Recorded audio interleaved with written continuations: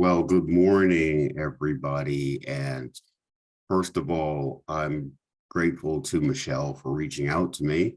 And I'm grateful that there was space on the calendar to be able to talk to you about what we're doing with the FCNL's climate work and some of the opportunities that are out there because of the energy bills that have been passed, and also to maybe give you a preview of what we'll be talking about for those of you who will be participating in FCNL's annual meeting. I'm not sure how many people will be, but in a couple of weeks, we'll be gathering in DC and online.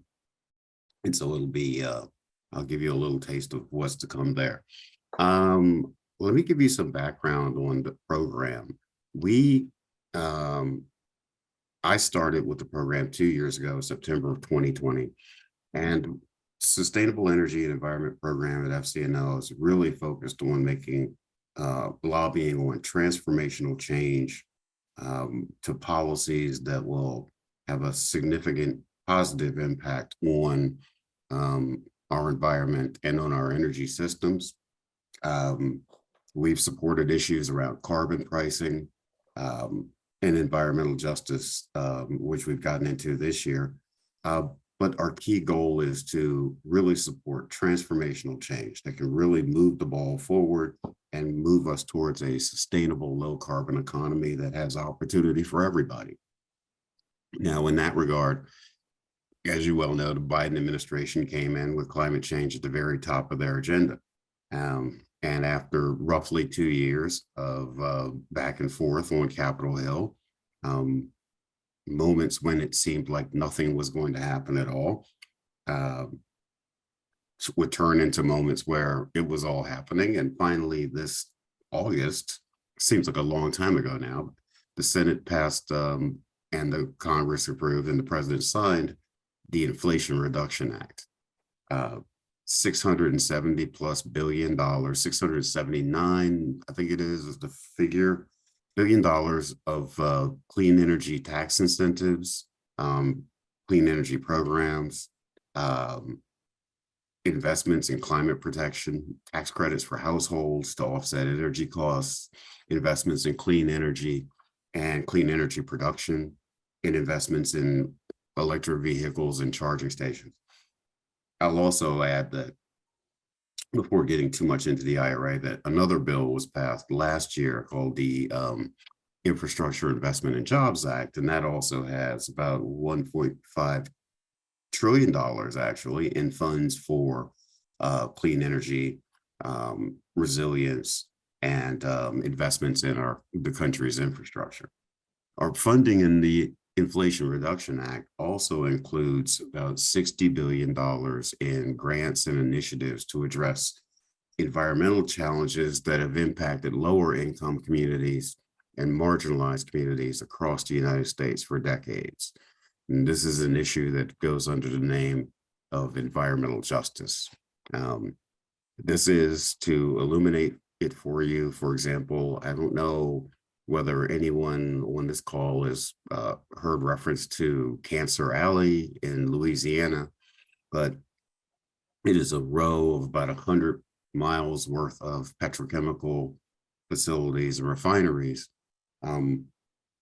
located in and around and near communities. And often these communities are communities of color and lower income communities. And these communities are suffering from a significant amount of environmental pollution, whether it's the air, whether it's water, whether it's the soil. And so that is basically the definition of environmental justice. So we supported the funds in the Inflation Reduction Act for environmental justice. And as I think many of you may know, it's going to be the focus of our lobbying efforts later this month on Capitol Hill. We can talk about that later. One of the things that Michelle had mentioned to me, and that is exciting, I want to bring up is that when we talk about the Inflation Reduction Act, it's not just, oh, here are tax breaks for business and they're going to do all of it in terms of decarbonization. The Inflation Reduction Act, or the IRA, as we call it, because in Washington, you have to have an acronym for everything. But the IRA really is a whole of society bill in terms of its impact. So, as I mentioned, you have environmental justice grants, you have tax incentives. These tax incentives are for wind and solar and geothermal. You have energy efficiency programs. And what is unique about this bill is that these energy efficiency programs and tax incentives are accessible for a wide range of people and organizations. And that includes nonprofits, and that includes religious organizations.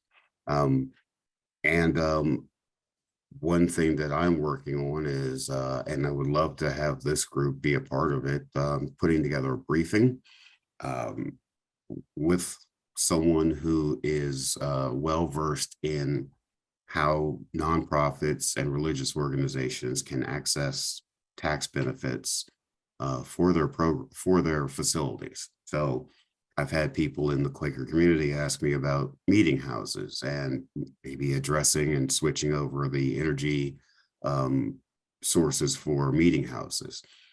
The person I'm going to have come speak to us is working with a lot of African-American churches on this very thing.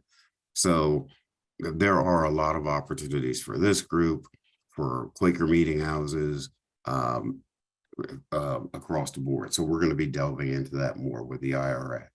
We're getting back to some of the other things around this bill that I think are important for this community. And then I want to talk a little bit about the role of all of us in the energy transition, particularly seniors.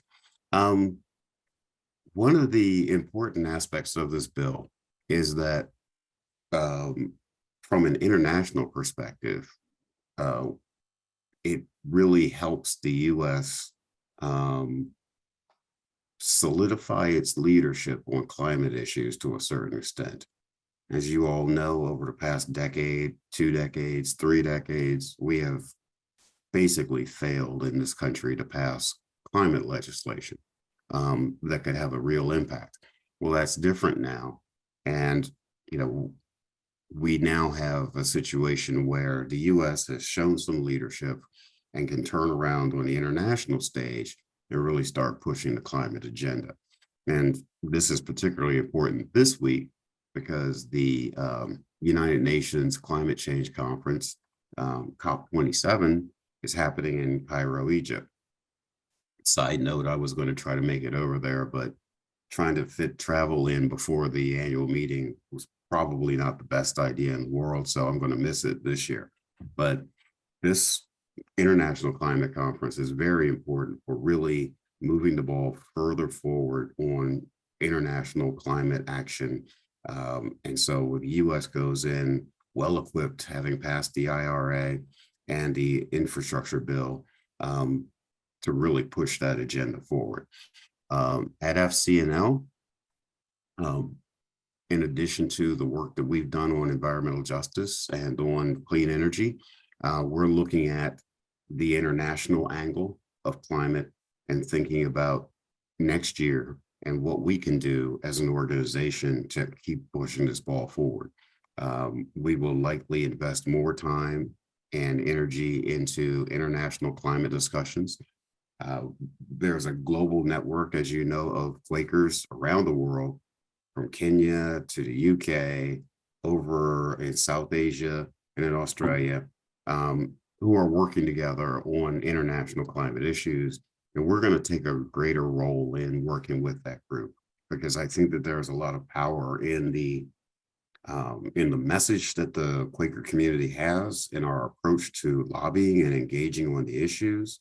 And our influence is, as someone once said to me, this is the Quaker influence is low-key and quiet, but very effective. And so we're going to lean into that in the coming year and really advance the international climate agenda.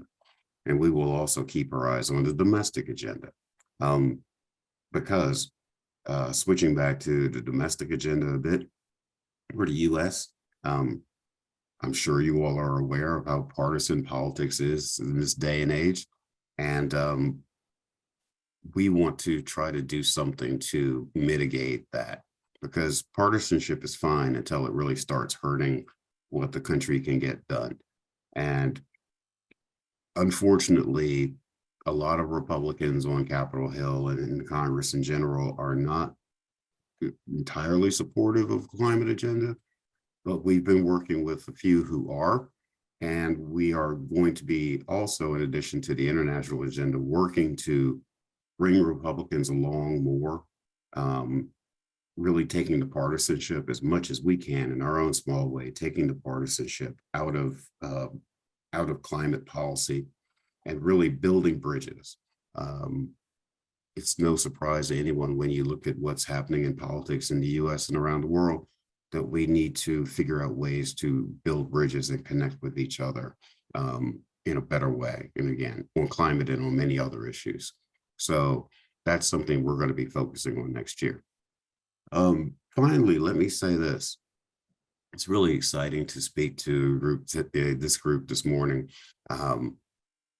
You know, we do a lot to pull in young adults to the program and to get them engaged. And, you know, there's a lot of energy around the youth voice in climate, and that is great. And that's what's really needed. And we also need to reach out to seniors, to communities of seniors with vast experience and with the wisdom of elders, I like to say, and engage that community as well. Not only in learning more about what the positive benefits of the Inflation Reduction Act are, but also in advancing the climate agenda. Whenever people say, you know, this will affect, what's happening with climate is going to affect youth, I always remind people that climate change is happening now. And whether you're 16 or 60 or 80, it's impacting all of us now. The heat waves, the storms, the floods that are happening both in this country and around the world. We are all a part of a generation that is and will continue to suffer the impacts of climate change. And so regardless of where you are, what stage of life you're in, this is an issue for all of us. And I wanted to put into the chat information on the conversations that we have regularly around this issue and how to get people engaged in climate politics and climate lobbying and advocacy. We have a bi-weekly group. I never get bi-weekly and twice a month, right? Called Call to Conscience. And that's a that's a 1-hour program that FCNL does where we keep people up to date, keep our constituents up to date on what's happening in climate. And I will share information on the dates when that happens and welcome anyone to join us. I think we have one this afternoon at 3 o'clock, but if you can't make that one, then we offer it in the future. And it would be great to have you. And lastly, I'll say that we're looking forward to engaging the FCNL community and the Quaker community more broadly with the upcoming annual meeting. We're excited about seeing people in person and seeing people online. And I'm happy to answer any questions about that if you have those, or any questions about the climate agenda going forward. But I'll stop there. Wonderful. I'm going to remove the spotlight so we can see everybody all at once, which means we kind of lose everyone there. But I see a couple of hands up. Scott Drysdale from Hanover. Hello.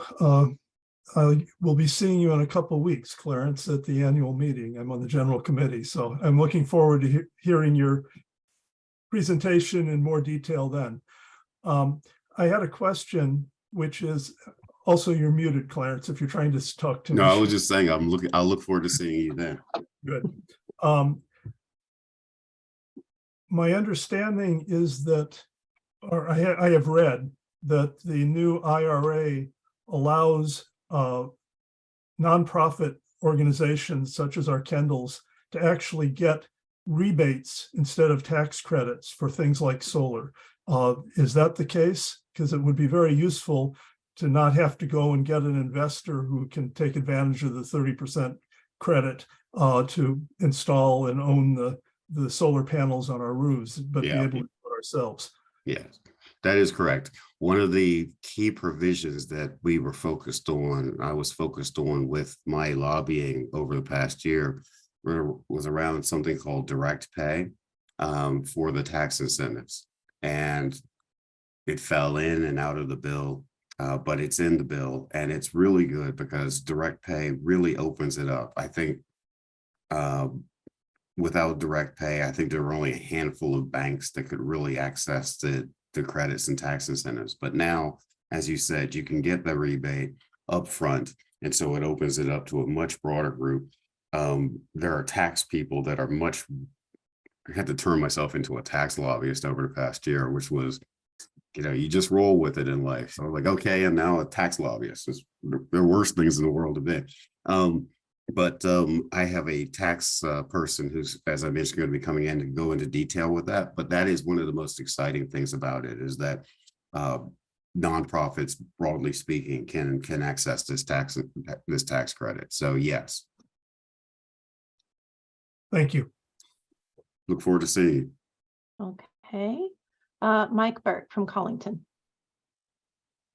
You're unmuted. First of all, I wanted to say, Clarence, that was a great little presentation on no notice. We appreciate it very much. Yeah, I was going to mention as well about the notion that there is this direct pay provision now in the bill. I know that Senator Cardin worked on that as a member of the Finance Committee, and they were pretty excited whenever they were able to get it included. And I also wanted to say, I worked on the Hill for quite a while, that FCNL, which everybody on the Hill in those days referred to as Finkel, was and now I will refer to us as Finkel now. I didn't think of that. It is such a well-respected group on the Hill. People always know they're going to get a straight shooter. They're not going to get any kind of big rhetoric in their face. They're going to know that they're dealing with very knowledgeable people who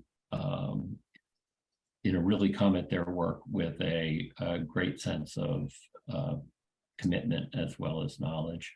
So the final thing I wanted to say about the Inflation Reduction Act is a lot of the money is going to be funneled through states, so that a lot of the organizations in the federal government that have these new grant programs are going to be putting them together in a way that will get funneled down to the states. Yeah. And depending on your state, that money may already be loaded and ready to go for calendar year 2023. So I live in Maryland. Quite a number of these programs that Maryland has had for quite a long time, grants programs, now have these extraordinary amounts of money in them that they've never had before. And they're out there looking for people to submit grant applications and really get going. So yeah, don't be locked in on one particular avenue. If you can take some people from your communities and look broadly, because I think Clarence, that's very likely a way that this money is going to go out. Thank you for that, Mike. And you are absolutely right. I'm actually I had to think about where I am. It's early here because I'm in the San Francisco Bay Area. But the reason I'm out west is because I was up in Portland at a conference and a discussion where I was talking about the IRA. And the very process that you're talking about, that, now, well, two things. I said to my office, I said, the bill passed, but it's really important for us to stay engaged on it. A lot of advocates leave the field after a bill passes. You know this, Mike. The bill passes the Congress and then the battle is done. But, our struggle and effort isn't done because implementation is really vital, and it's vitally important on this bill. The success or failure of our clean energy transition will rest on how this money is used and implemented by the states. And as you say, Maryland's got a pile of money now. Oregon has a lot of money.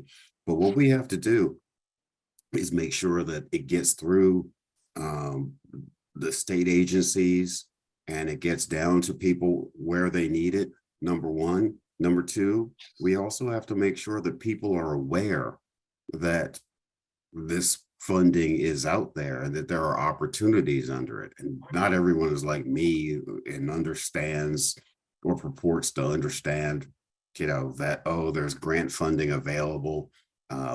And it's it's here for you on clean energy or environmental justice. I would say that 80% of America probably isn't even aware that this has happened. And so the funds are out there. But as I said, for it to be successful, we have to stay with the process. And so part of my agenda next year is going to be staying on the process, learning more about how it's impacting the states, ensuring that marginalized communities and environmental justice communities know about it, because they definitely don't know about it. And a lot of times don't have the bandwidth and capacity to access these grants. So we want to make sure that we're doing a little bit of good government advocacy in terms of just making sure it gets through the process. And so, yeah, that'll be a part of what we're working on there. Oh, Mary? Clarence, thank you so much for underscoring the last point, that is going to be up to the states and those of us in these states to draw down these monies. Sure. We have focused largely on national advocacy in our first 3 years, and there's a real move now to look at the state level, particularly those of us who live in less progressive states. May I ask you a question? What, if any, limitations do those of us on this call, we all reside at Kendall's in various states in this country, we are not, I would say, traditionally thought of, we have never been thought of as low income communities. We are solidly middle class, if not more than that.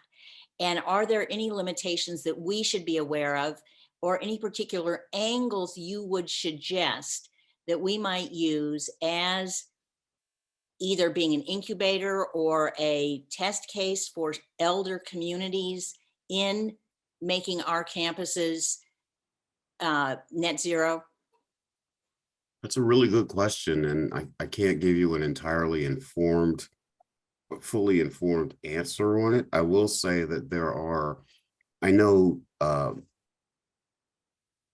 not senior communities, but in addition to the Quaker Church community, I know other communities that are in a similar socioeconomic level that are asking the same question and pulling their information together to figure out how they can either work as a cooperative or work as a nonprofit entity to access funding.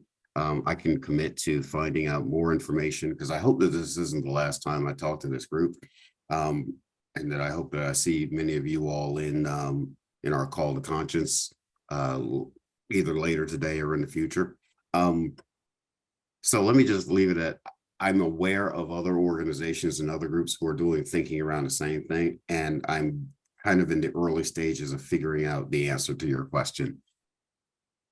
But but as far as I know, and as far as I remember the bill, there are no limitations in terms of either economic level or entity that would preclude.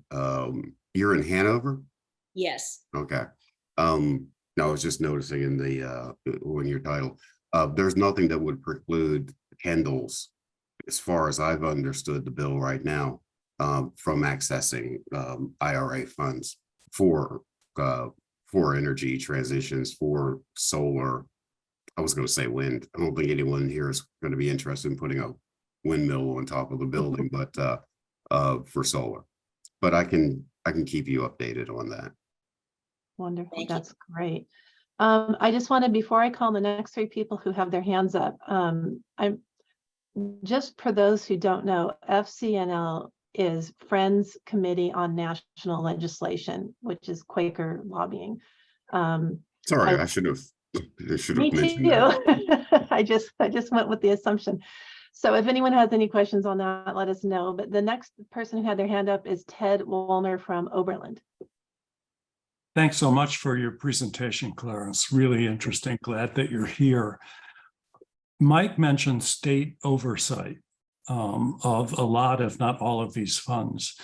Is there any possibility that environmentally progressive states like Maryland will scoop up so much of this money that environmentally not so progressive states like Ohio will have less money or no money available to them in the IRA? No, and thank you, Ted, very much. No, there isn't. I think I've seen the breakdowns of the amount of funding that will go to states under the infrastructure bill. And also, I think I remember seeing this for the Inflation Reduction Act. I think that a lot of states have figured it out already as they start thinking about implementation. But there's no threat of robbing Peter to pay Paul or robbing Ohio to pay California in this bill. The other thing that is interesting about the Inflation Reduction Act is that I believe more than 70% of the benefits of the bill are going to flow to red states, quote unquote, conservative states. And there have been a couple of articles, I wish I had thought of sharing one today, but a couple of articles pointing out the fact that places like Ohio or Mississippi, a lot of Midwestern states that lean Republican, are going to benefit from EVs, EV tax credits, charging stations, and that's really going to be a good thing. I have a pet theory that the subtle impact of this funding flowing to states will have a positive impact on conservative attitudes and Republican attitudes around climate change. There was a senator from North Dakota who was answering the question that was asked to him by a reporter of, will Republicans seek to repeal the Inflation Reduction Act if they win to Congress next week? And then if they're in power in January. And he said, once you start giving a benefit and programs to people, it's pretty hard to take it away from them. I think that Republicans may have learned something from their experience with trying to repeal Obamacare. So I don't anticipate that happening in terms of like trying to pull things away. And I think that this funding, as it hits those red states, will hopefully start this positive cycle of clean energy is good. Clean energy creates jobs. Clean energy fits into America's economic future. So not worried about states competing against each other. My real concern is that some states have more administrative capacity, let's say, than other states. And my real worry is that, I have a lot of friends and I have family in Oregon, and I love Oregon, but, its transportation agencies and so forth are respectfully somewhat hopeless. So, the challenge there is going to be, how do you make sure that we can walk these funds through the process down to the communities where they're needed? But in terms of states versus states, that's not something that I think is going to be a challenge. Good. If I can add as a real quick post script there, almost all the money is going to be allocated to states according to formula.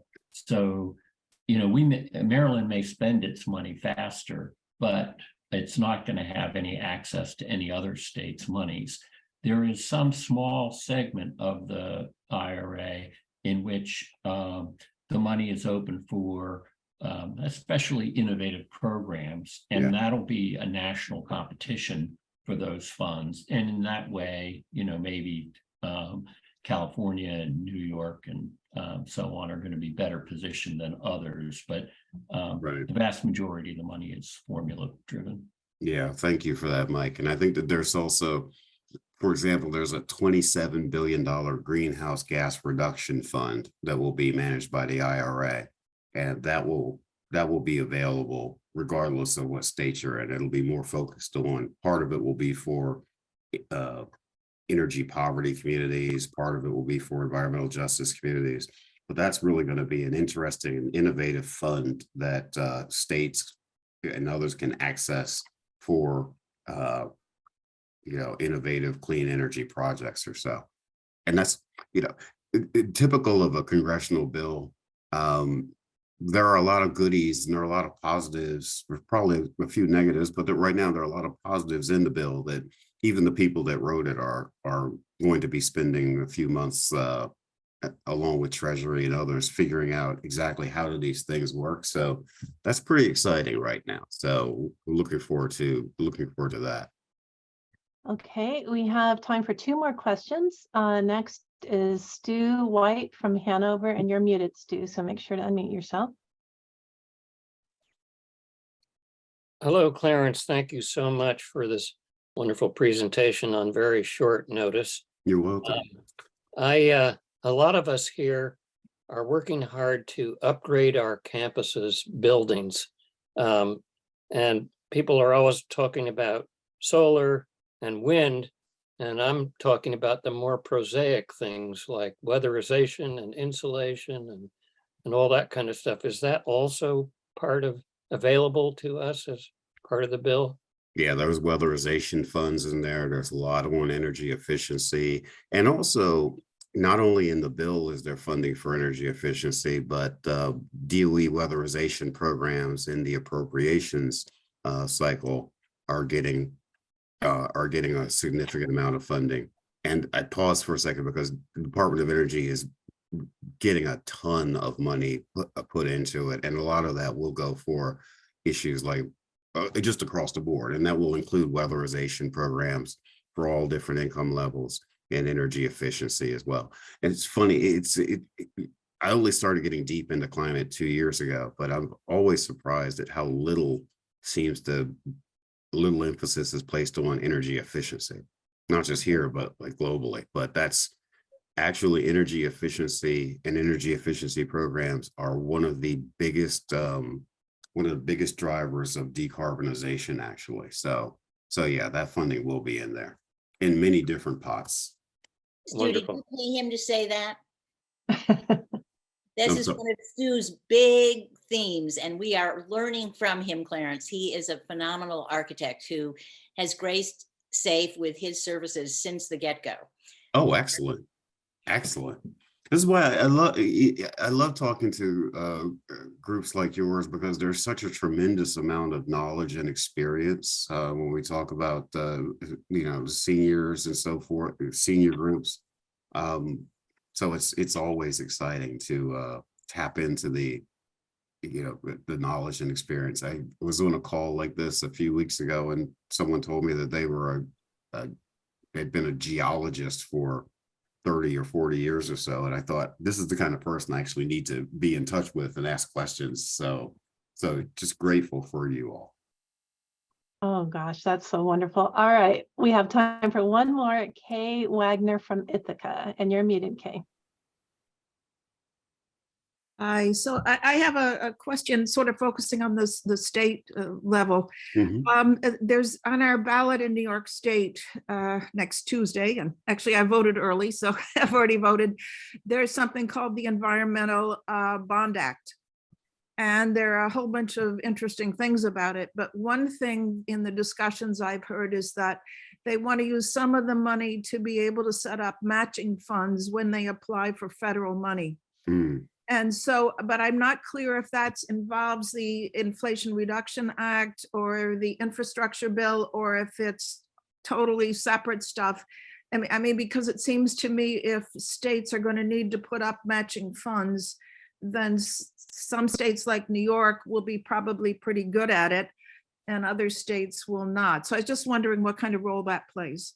Yeah, as far as I know, it's not a requirement for states to put up matching funds for the federal funds. That's not a part of it. New York may be doing that.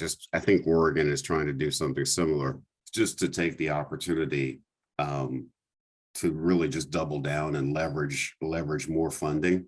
You have a greater pie to work with. So yeah, I don't, that's like a state by state sort of consideration. I guarantee that, you know, the Mississippis and Ohio's and Texas's of the world, if it were required for them to match, those states would lose out because everyone's busy playing politics. It was trying to not sound too cynical there, but yeah. Yeah, I was hoping there wouldn't be too much requirement in these particular bills because I knew New York State would probably do the right thing, but a lot of states wouldn't. Right. And let's keep our fingers crossed that this bill really does have the effect that I'm hoping it does, which is that people look and they say, I think one of the most ridiculous things in the world is people making energy or protecting the environment. We can't forget about that. You know, particularly Republicans and the conservation movement came out of Teddy Roosevelt and people like that. And I'm really excited about trying to heal this rift, at least as it relates to climate and energy and the environment between Republicans and Democrats. Amen. Let me just thank you again, Clarence, on behalf of all of our members that are here and those that will be listening to this on our website. As many of you know, all of our talks are on the website. Clarence, it's been just fabulous. And feel free to stay. We're here until 12:15, where you're going to hear about our action teams. You'll hear about what's happening on a few campuses. If you're able to stay, we'll certainly understand if you're not. Unfortunately, I can't, but I'm taking a photo of this group right now, and I want to share it with my office. Proof that I've been doing some work this morning, but also, I'm really, it's really a pleasure to connect with you all. I really hope to see some of you join the Call to Conscience. I'm going to put my email in the chat. If you ever have questions or want to reach out, please don't hesitate to do so, because your engagement on this issue, as I said earlier, this isn't just about the youth of America or the youth of the world. It's about all of us who are on the planet right now. It's all of our responsibilities. I don't want to put it all on your heads, but it's all of our responsibilities to keep caring for the planet all the way through our lives. And this is a group that's doing that. And I'm grateful to talk to you today. And thank you.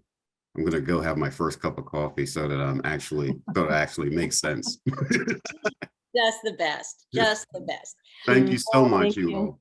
Really wonderful. Really wonderful.